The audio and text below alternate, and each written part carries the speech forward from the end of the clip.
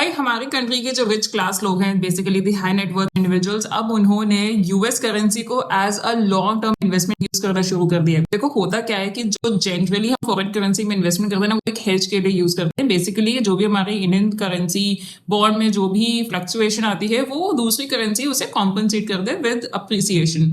अब हो क्या रहा है कि हमारा ऑलरेडी जो इंडियन करेंसी है वो इतना ज्यादा डिप्रिशिएट हो चुका है compare to dollar, that now the HNIs they are finding it better कि भाई वो उसे यूएस स्टॉक मार्केट में ही इन्वेस्ट कर दे as a long term investment, ना कि उसे हेज की तरह यूज करके।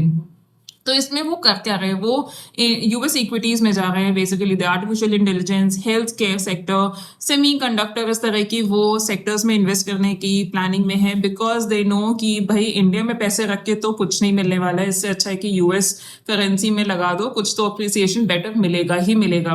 एंड यू वोंट बिलीव, आज 9th of June है एंड 9th of June 2025 को हमारा यूएस रेट ये था, लगभग 12% से अप्रिशिएट हो चुका ही है हमारा इंडियन करेंसी।